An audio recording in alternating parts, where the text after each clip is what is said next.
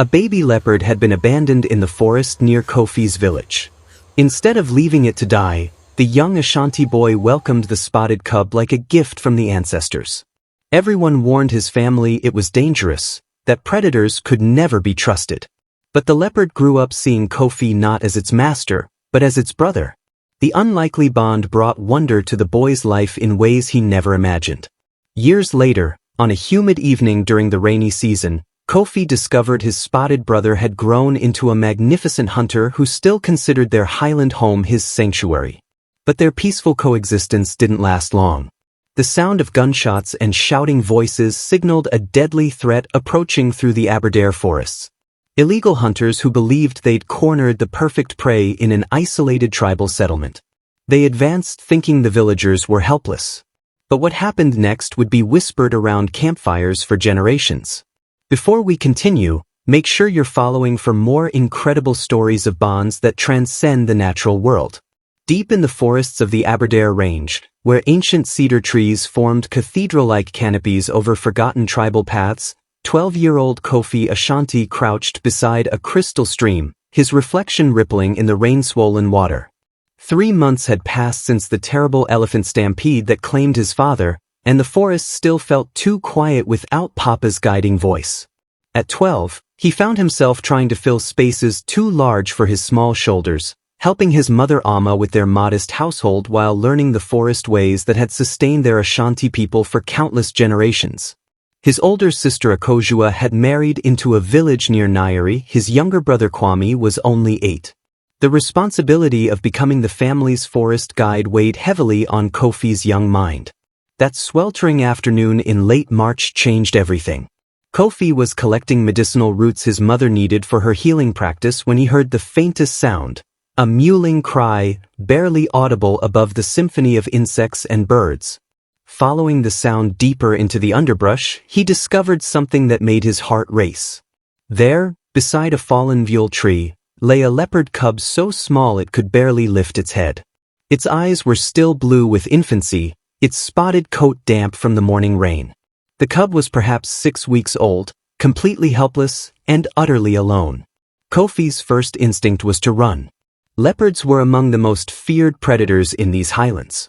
But as he started to back away, the cub let out another plaintive cry, and something in that sound reached deep into the boy's soul. Where was its mother? Kofi scanned the surrounding forest but saw no sign of an adult leopard. No tracks, no scat, no territorial markings. The cub had been abandoned, or worse, orphaned. In Ashanti tradition, the forest provided tests and gifts in equal measure. As his grandmother had always taught, when the bush placed a life in your path, you had a choice: turn away and live with regret, or accept the responsibility and be changed forever. Forgive me if this is wrong, forest spirits, Kofi whispered in Twi, gently scooping the cub into his gathering basket. But I cannot leave one of your children to die alone. The trek home took twice as long with the cub, but Kofi moved carefully, murmuring soft words in Twi to keep the little one calm. When he finally reached their traditional rendezvous with its thatched roof on the village edge, his mother was grinding cassava in the courtyard. Amma's eyes widened when she saw what her son carried. Kofi, what have you done? It was abandoned, Mama. Completely alone. It will die without help. His mother studied the tiny spotted bundle, her healer's instincts warring with maternal concern. My son, this is a leopard. They grow into killers. The village elders will never. Then we don't tell the elders yet, Kofi said with determination that surprised them both. Just until it's strong enough to return to the forest. That evening, as Kofi fed the cub goats milk from a cloth soaked in the liquid, his 8-year-old brother Kwame watched with fascination. What will you name him, big brother? Kofi studied the cub's rosette-patterned coat, beautiful even in infancy. In their language, the word for spotted shadow was Nkosuo. It seemed perfect. Nkosuo, Kofi said, and the cub's ears twitched as if recognizing its new identity. Over the following weeks, Kofi cared for Nkosuo with the devotion of an older brother. He fed him every few hours, kept him warm during cool highland nights, and played gentle games that helped develop the cub's coordination. Most remarkably, Nkosuo seemed to imprint on Kofi completely, following him everywhere on unsteady legs, sleeping curled against the boy's side. The secret couldn't last long in a small tribal community.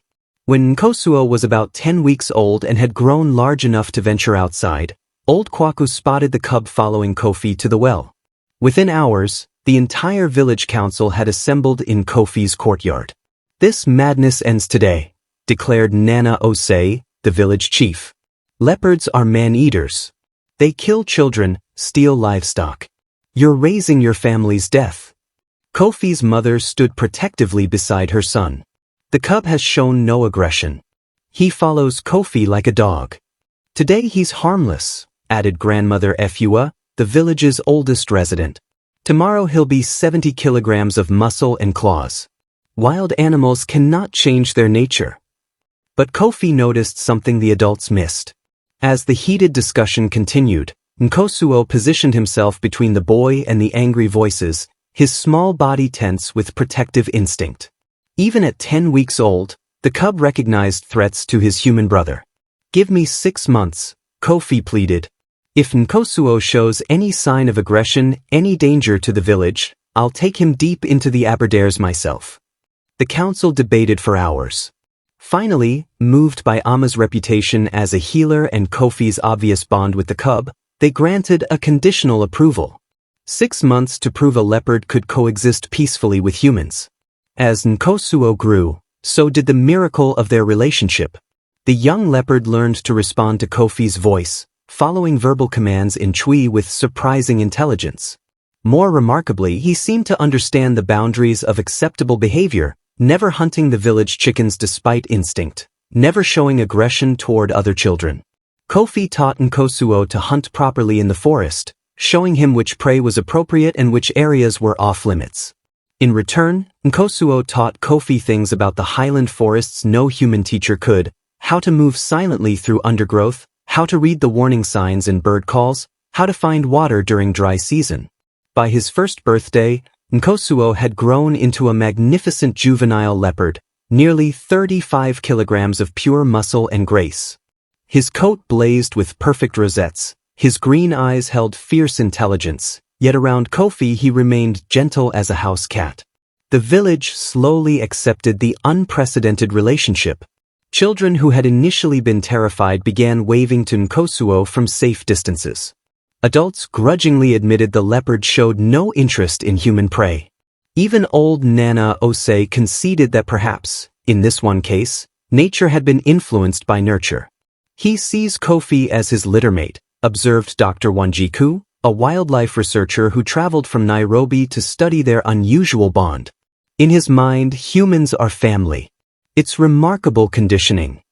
As the seasons turned and Nkosuo reached full maturity at nearly 55 kilograms, some things inevitably changed. The leopard began disappearing for days at a time, following ancient urges to patrol territory and hunt. But he always returned to sleep near Kofi's house, bringing gifts, flowers, interesting stones, once a brilliant sunbird feather, like offerings to his human brother. Kofi, now 15 and growing into the forest guide role his father had left vacant, understood these changes. Nkosuo was wild, as he should be. But their bond remained unbreakable, two brothers who happened to belong to different species. The testing came on a humid Tuesday evening in late November. Kofi was helping his mother prepare medicines when the sound of gunshots shattered the forest peace. 3 shots, then 4 more from a different direction. Illegal hunting, definitely, and close to the village. Kofi's blood chilled. Poachers had been increasingly active in the Aberdare region, seeking leopards, elephants, and other valuable wildlife for black market trade. If they'd spotted Nkosuo, the sounds grew closer, men's voices, harsh and unfamiliar, calling to each other through the trees. From their crude Swahili and aggressive tone, these weren't local hunters seeking food. These were professional poachers with expensive equipment and complete disregard for tribal land rights. "Mama, take Kwame inside." "Lock the doors," Kofi whispered urgently. Through the gathering dusk, he could see lights moving through the forest. Powerful flashlights, the kind poachers used for night hunting. They were heading directly toward the village, probably following game trails that led to the tribal settlement. Then Kofi spotted him, Nkosuo's distinctive form moving like liquid shadow through the trees, clearly stalking the intruders. The leopard had detected the threat and was moving to investigate. Kofi's heart hammered. If the poachers saw Nkosuo, they'd kill him without hesitation. A leopard hide was worth thousands on the black market, and these men clearly had no concern for law or conscience. Moving with forest skills Nkosuo had helped him perfect. Kofi slipped from his house and into the highland forest. He had to warn his brother, had to somehow communicate the danger. He found Nkosuo crouched on a fallen log about 50 meters from the approaching men. The leopard's ears were flat against his skull, his muscles coiled with tension. He'd identified the threat but didn't understand the specific danger these particular humans posed. Nkosuo, Kofi breathed in Chui, barely audible. "Brother, you must go. Deep forest. Now." The leopard turned at Kofi's voice, and for a moment their eyes met in perfect understanding. Nkosuo recognized the urgency, the fear in his human brother's tone. But instead of fleeing as Kofi hoped, Nkosuo did something that stopped the boy's breath. The leopard moved to position himself between Kofi and the approaching danger, his body language shifting from cautious to protective. The poachers emerged into a small clearing just 20 meters away. 3 men with assault rifles, night vision scopes, and the cold efficiency of professional killers. Their leader, a thick-set man with military tattoos, was examining GPS coordinates on a handheld device. "Tribal village is right through here," he told his companions in coarse Swahili. "Perfect base camp. Locals won't cause trouble, and we can hunt the whole preserve from here." That's when they saw Nkosuo. The leopard stood in a shaft of moonlight, every muscle visible beneath his magnificent spotted coat, his green eyes reflecting their flashlights like emeralds. To the poachers, he represented more money than they'd see from months of normal hunting. Ashanti Sana, the youngest poacher, breathed in Swahili. "That's a perfect male. Look at the size of him." The leader slowly raised his rifle, engaging the night scope. "Easy money, boys. One shot, clean kill, no damage to the hide." Kofi's world contracted to that single moment. His brother, his companion since childhood, about to be murdered for profit. Without thinking, he stepped from behind the tree. "Don't shoot," he called in Swahili. "That leopard belongs to our village." The poachers spun toward his voice, their rifles now tracking between the boy and the leopard. The leader's face twisted with confusion and anger. "What the hell is this? Kid, get out of here before you get hurt." "He's not wild," Kofi said desperately, moving slowly toward Nkosuo. "He's raised by humans. He won't hurt anyone." To demonstrate, Kofi extended his hand toward Nkosuo. The leopard immediately moved to his side, pressing against the boy's leg with a rumbling purr that carried across the clearing. The poachers stared in disbelief. A fully grown leopard showing affection to a human child went against everything they knew about wildlife behavior. "Impossible," the leader muttered. "Leopards don't bond with humans." "This one does," Kofi said, his hand resting on Nkosuo's broad head. "He's my brother." For a moment, the standoff held. 3 armed men facing a boy and his leopard brother, nobody quite sure what happened next. Then the leader's greed overcame his amazement. "Even better. Trained leopard will bring double price. Tranquilize them both, we'll take the kid too. Rich collectors pay premium for the full package." As the man raised a dart gun, Nkosuo's demeanor changed completely. The purring stopped. His ears flattened against his skull. A growl began deep in his chest, rising in pitch and volume until it seemed to shake leaves from trees. Kofi had never heard Nkosuo make that sound before. It was pure predator, the voice of death itself. The youngest poacher took an involuntary step backward. "Maybe we should just go. This feels wrong." "Shut up and surround them," the leader snapped. "It's just one cat." That's when they learned what just one cat could do when protecting family. Nkosuo exploded into motion with speed that defied human perception. One moment he stood beside Kofi, the next he was airborne, 55 kilograms of muscle and fury striking the leader's center mass. The man's rifle flew from his hands as he crashed backward into a tree, Nkosuo's weight driving the air from his lungs. But the leopard didn't savage him. Instead, Nkosuo used the impact to launch himself toward the second poacher, who was frantically trying to aim his weapon. A single swipe of Nkosuo's paw sent the rifle spinning away, followed by claws that shredded the man's sleeve without touching flesh, a warning, not an attack. The third poacher, the youngest, simply dropped his weapon and ran. Nkosuo landed gracefully and turned back toward the two remaining men, now sprawled on the ground and completely defenseless. The leopard's message was clear. He could have killed them all within seconds but chose restraint. Walking calmly back to Kofi, Nkosuo sat beside his human brother and began grooming his paw as if nothing unusual had happened. The leader struggled to his feet, blood trickling from scratches but otherwise unharmed. His face showed a mixture of terror and awe. What the hell is that thing? That's my brother protecting his family, Kofi said simply. The poachers gathered their scattered equipment and stumbled away into the forest, muttering about impossible animals and crazy tribals. Kofi never saw them again, though he heard through forest networks that 3 shaken hunters had been arrested near Mount Kenya trying to sell weapons and equipment for far below market value.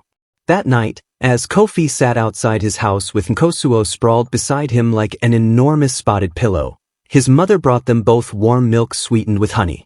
"The village council will hear about this," she said quietly. "They'll want to know how a leopard fought off armed men without killing anyone." Kofi scratched behind Nkosuo's ears, producing a rumbling purr. "He's not a leopard when he's with us, Mama. He's family." Word of the incident spread throughout the highlands, growing with each telling. Wildlife officials came to observe Nkosuo, researchers arrived to study the unprecedented human-predator bond, photographers captured images that would appear in magazines worldwide. But for Kofi, the attention was secondary to the simple daily miracle of brotherhood that transcended species. Each morning, he woke to find Nkosuo nearby, sometimes playing in the stream, sometimes returning from night hunts in the deep forest, always ready to spend the day with his human family. As the years passed, Nkosuo's legend grew throughout the Aberdare region. Ashanti children would ask their parents about the leopard who chose love over instinct, the spotted brother who proved that family was about choice, not blood. Scientists studied videos of Nkosuo and Kofi together, trying to understand how such a bond was possible. Some claimed it was unique conditioning during the critical early weeks of life. Others suggested genetic variation that made this particular leopard more social than normal. Kofi had a simpler explanation: "I gave him love when he needed it most. He returned that love the only way he knew how, by becoming my brother." Even as both boy and leopard grew into adulthood, their bond remained unbreakable. Nkosuo never mated with wild leopards, never established territory away from the village, never lost his gentle nature around humans who treated him with respect. When researchers asked villagers to explain the miracle, old grandmother Efua's answer became famous: "The forest speaks to those who listen." This boy heard a cry for help and answered with his heart. The leopard heard love and answered with loyalty.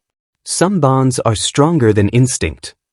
Local forest authorities eventually granted Nkosuo protected status, recognizing him as a unique ambassador between human and wildlife communities. His presence helped reduce human-animal conflict throughout the Aberdare region, as his story spread the message that coexistence was possible when built on mutual respect. On quiet evenings, when Kofi, now a respected forest guide like his father, sat outside his house with Nkosuo stretched beside him, tourists would sometimes ask about their secret to such an impossible relationship.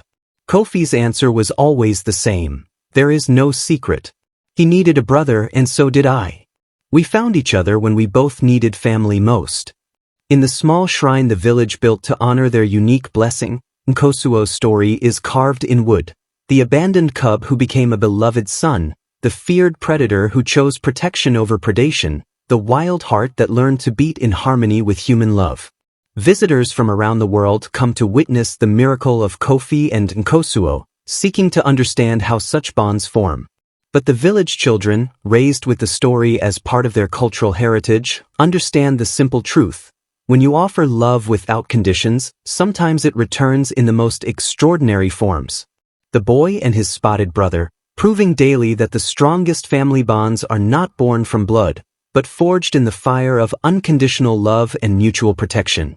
A testament to the power of choosing love over fear, acceptance over prejudice, and family over the limitations others try to impose on our hearts.